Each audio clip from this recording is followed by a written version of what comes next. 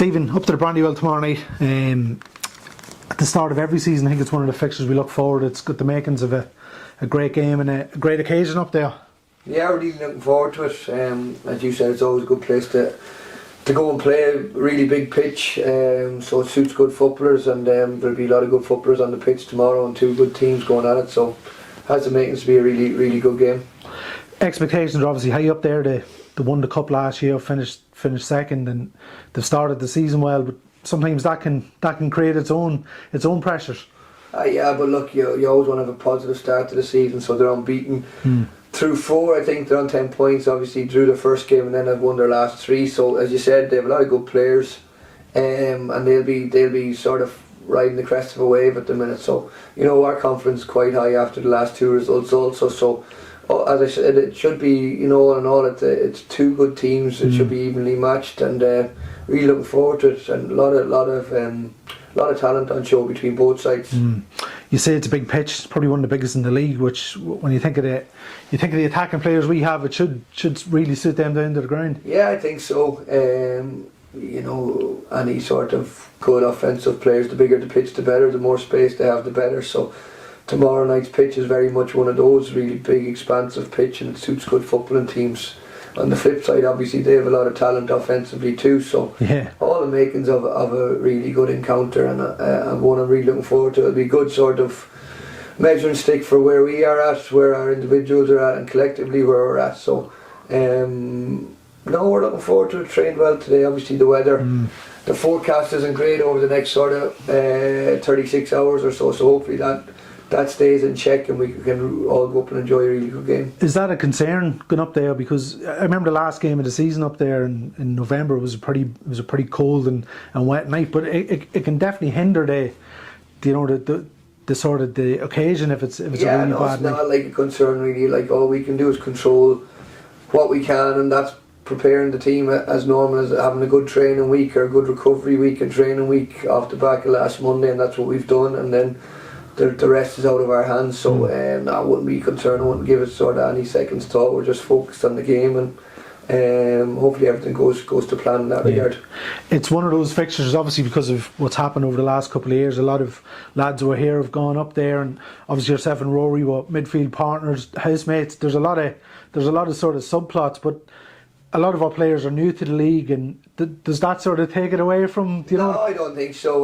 Like as you said, most of our team wouldn't really know anything about that. So, but there are a lot of links there. There's a really good sort of relationship there, as you said, between myself and Rory. You are really big friends and will always be really big friends.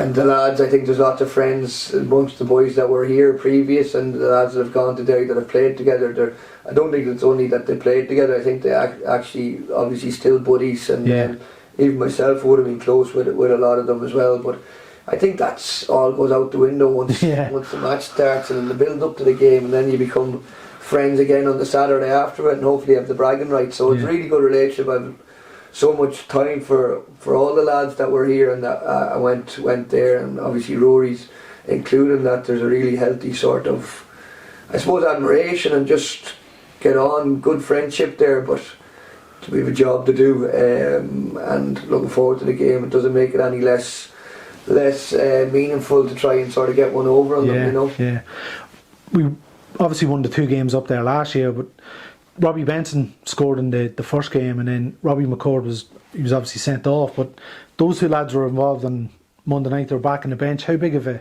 boost is to have them involved again? Yeah, brilliant. The Robbie Benson one, I think he was sensational up there last year. Scored a great goal to put us one up with his all-round performance. So, that's my probably last abiding memory of Robbie. In full flow. He was just hampered nearly straight away after that game till the end of the season and the start of this season. Whereas last week or so he's been moving really well. And Robbie McCourt's another one who just wasn't probably maximum fitness levels when he came in, and then got injuries on top of that, came back into our little pods of 3 days on the off-season training in really good shape, really fit, and then just got a setback after the first few days of pre-season. But he's back now, and again last week or so he's been looking very sharp and very good, and both players have been very tough for them, especially in pre-season when you see everyone else gearing up for the start of the season and playing the matches you want to be involved in. That's very tough mentally, but I couldn't praise them enough for their work rate and their work ethic,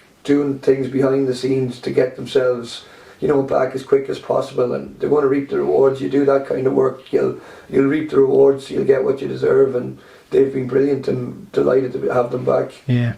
How's the bodies? Because obviously it's a third game in the space of a week, which coming so early in the season, it can be tough going. But how's the squad? Yeah, good. We're healthier now today than we were pre-Monday, that's for sure. So everyone trained well today. Nothing nothing fresh from Monday night. So looking forward to the game. As I said, we'll be good up with good numbers and good depth, and looking forward to the game like all the players are. And it's going to be tough, but you embrace that side of it too, and I'm sure they'll have fine spells in the game where it's going to be tough on their side too, but we're really looking forward to it, and as I said, it'll be a good sort of measuring stick for us.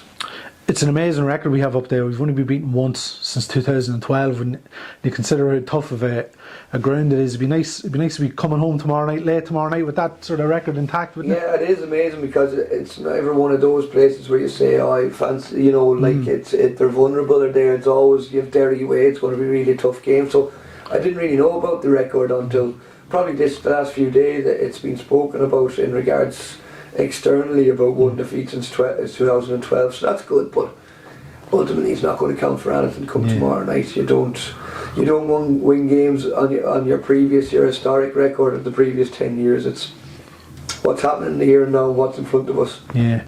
Speaking about nostalgia, we were speaking about it 10 years ago yesterday since your first league game with Dundalk against Shamrock Rovers back in 2013. It's hard to believe what's happened since, isn't it? Yeah, amazing really. Little did we know, any of us know, that what was going to be ahead, the journey that's going to be unfolding in the next few years, and it's probably the relationship you're going to build. And I didn't know anyway, playing for Dundalk, the first game, that like it was going to be the best period of your career and possibly life, bar maybe getting married and that and having children. You make sure you get that in. Exactly. But from a sporting point of view, and there were so many of us like that, I think, who were the other two made their debuts? Pat Hoban and Andy Boyle, yeah. And still John here. Mountney was John Mountney was obviously, so John was here the year before. That's four of us that are still here, and little did we know what was going to transpire. I think we drew the game, Rovers missed a penalty. Yeah. And it just shows you where we were at. You know, everyone, I remember that pre-season, I think me and Keith Ward was there. Keith Ward was there as well. Peter Cherry, obviously. Peter Cherry, and I remember talking to Wardy one pre-season game or training session, where do you think we'll finish? I said, I haven't a clue, Keith, like Wardy, we could be as close to relegation as we were fighting. I don't actually know which way it'll go, and we ended up finishing second that year, and then the rest was just built upon. So it just shows you what a story it was, and now time to sort of make new stories, new chapters. So that's the part I'm really looking forward to. And finally, if that doesn't make you feel old, Owen Kenny signed professional, obviously earlier in the week. Stephen's son, obviously 10 years ago he was only a 7-year-old. Now he's signing professional. Yeah, well, I read quotes about him, obviously seeing Peter, like, what was he, 7 or 8? But watching John Mountney and Keith Ward and Andy Boyle, Pat Hoban, these lads like playing here, like when his dad was the manager, and now all of a sudden he's pitched in and he's the equal of them in training with them every day. So it must be surreal a little bit for him, but great as well, great opportunity for him to go and establish himself, and hopefully we might have more Dundalk youngsters that see him play, and that when they're 7 or 8, and then maybe potentially end up playing with him in 10 years down the line. Prince Kenny has seen somebody describe him as during the week, which would be nice, wouldn't it? That lad, yeah, that'd be nice. Stevie, thanks a million. Best of luck tomorrow night.